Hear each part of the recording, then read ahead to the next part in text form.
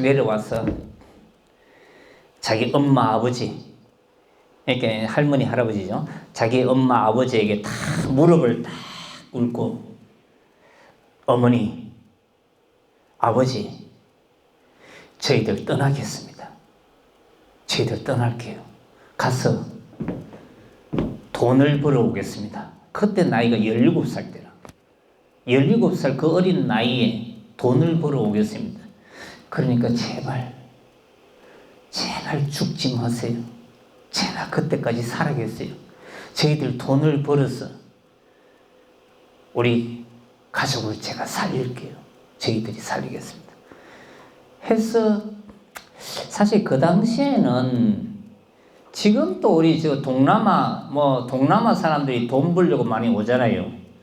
그러면 현재 우리가 여기서 한 달에 그죠, 동남아에서는 한 달 월급이 한 달에 일해봤자 20만 원 그렇게 버는데 20만 원 한 달에 20만 원 버는데 우리 여기서 한국에 와서 돈 벌면 한 달에 100만 원 벌잖아요.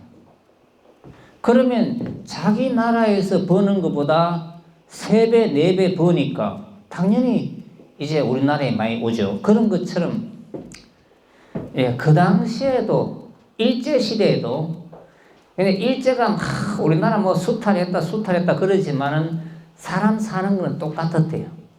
그래서 일본에 가서 일하면 한국에서 일하면 100원밖에 못 버는데 일본에 가서 일하면 200원, 300원 버니까 한국 사람들이 많이 일본에 건너가서 일을 많이 했대요.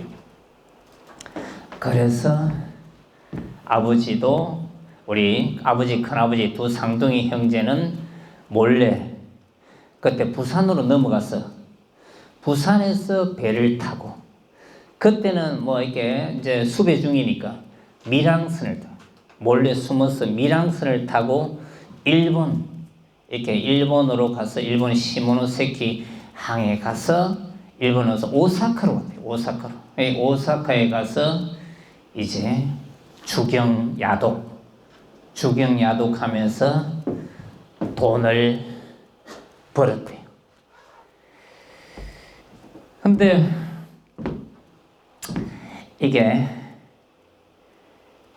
사실 이제 어떻게 해서 돈을 벌었냐 제가 어머니에게 물어봤거든요. 어머니 그러면 돈을 어떻게 해서 벌으셨나요? 저희 아버지는 이렇게 물으니까 저희 어머니께서 하시는 말씀이 너희 아버지는 그때는 인삼 장사를 했대요. 이게 뭐 가게가 있는 게 아니고 인삼에서 가서 가게에서 인삼을 띄와가 그죠? 띄와서 이제 길거리 뭐 어디 다니면서 인삼 사세요 이렇게 하는 거죠. 이제 다니면서 그 당시에는 이게 뭐 우리가 옛날에 보부상 같은 거 있잖아요. 우리 조선시대 보부상처럼 그 인삼을 갖고 다니면서 사람에게 파는데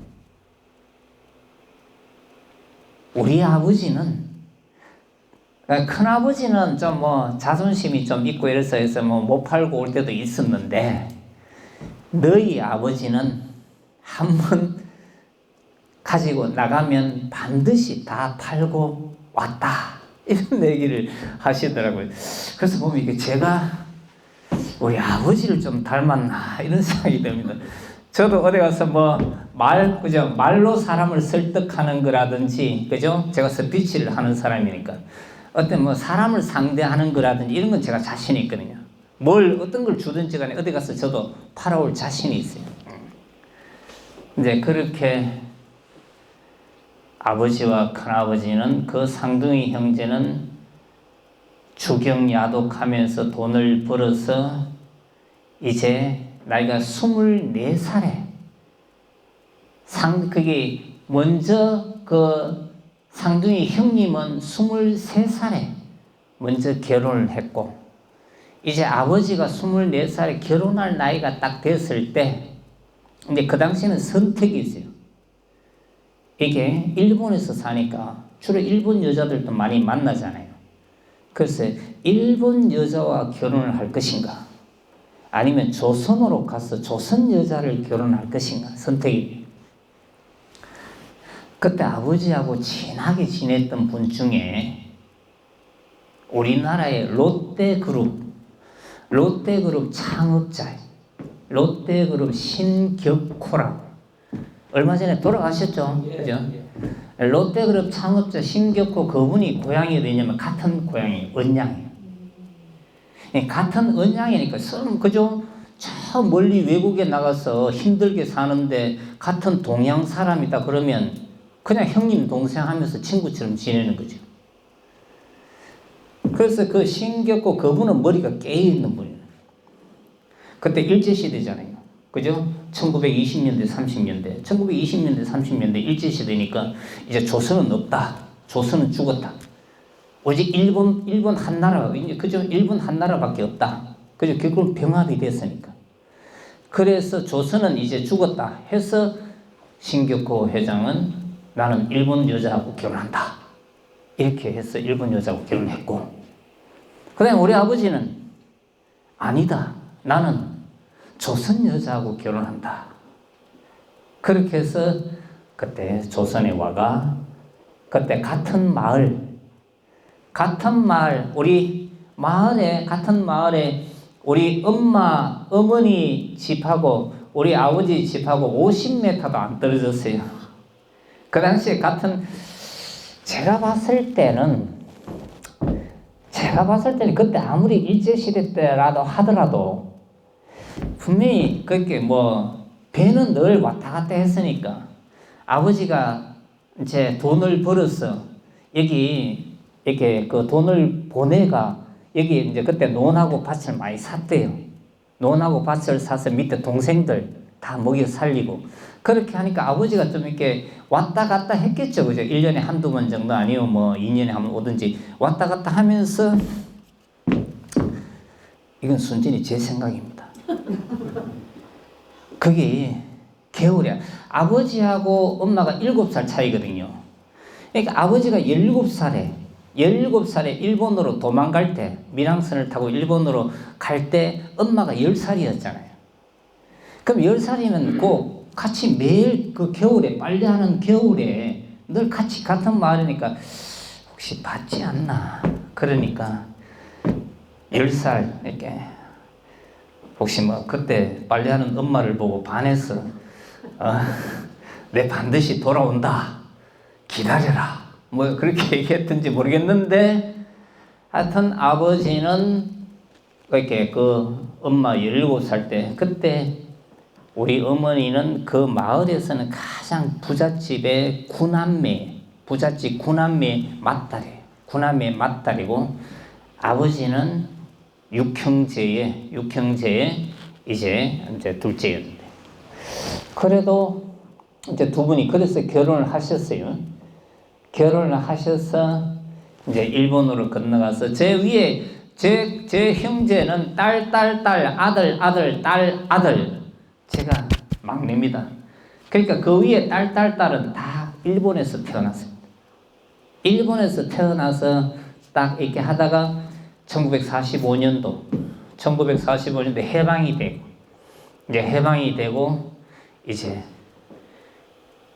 우리나라로 넘어왔죠. 그때 아버지께서 조선 거류민단이라고 해서 조선에 이제 조선 사람이 일본에 가서 사는 사람들 넘어올 때 같이 단체로 이제 넘어왔는데 그때 거류민단을 인솔해가 넘어오는데 그때 역시 해방 이후에 나라가 시끄러우니까 일본에서 했던 모든 물건들 있잖아요.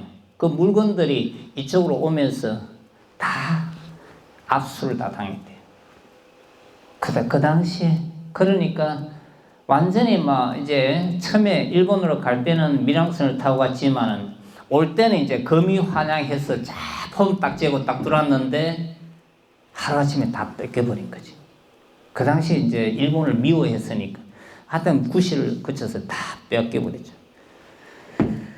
그래서 그나마 그 전에 이제 돈을 보내가 논밭을 사는 게 있으니까 그래도 이제 거기서 농사를 짓고 사는데 우리 아버지는 참 힘들게 살았어요. 왜 힘들었냐면 이게 아까 우리 아버지는 3분 늦게 태어나서 차남이 됐다 했잖아요. 차남이 됐는데 이제 장남인 큰아버지가 이게 보면 1939년도에 뭐가 생겼냐면 1939년도에 대동아 전쟁이 터졌어요. 1939년도에 대동아 전쟁이 터지면서 일본이 무슨 짓을 했죠? 일본이 진주만을 습격했습니다. 진주만. 그래서 세계 2차 대전이 일어나서 진주만을 습격하니까 미군이 개입해서 제2차 세계대전이 확전됐잖아요. 그러다 보니까 그 전에 동남아에서 싸울 때는 일본의 젊은이들만 해서 전쟁을 할 수가 있었어요. 그런데 이제 미국을 상대로 싸우다 보니까 전쟁이 이제 확대가 돼가 조선의 청년들도 일본에 이제 군대에 가야 돼요. 그래서 조선 징집령이 떨어진 거예요. 조선 징집령. 그래서 조선 징집령이 떨어져서 이제 누군가 군대를 가야 되는데 그래도 역시 우리 큰아버지가 자기가 장남이니까 내가 간다. 내가 갈 테니까 니는 가족들 식솔들을 보살펴라. 그리고 큰아버지가 가서 큰아버지는 뭘 했냐면 이 트럭 운전을 했어요. 트럭 운전. 군용 트럭 운전을 하면서 그래서 1939년도 이제 대동아 전쟁이 벌어져가 하다가 이게 1944년도에 이제 큰아버지는 워낙 이제 영어도 잘하고 똑똑하니까 그래서 이게 라디오를 딱 들어서 미군 방송을 듣는 거죠. 미군 방송을 들으니까 미군이 저 동남아 다 점령하고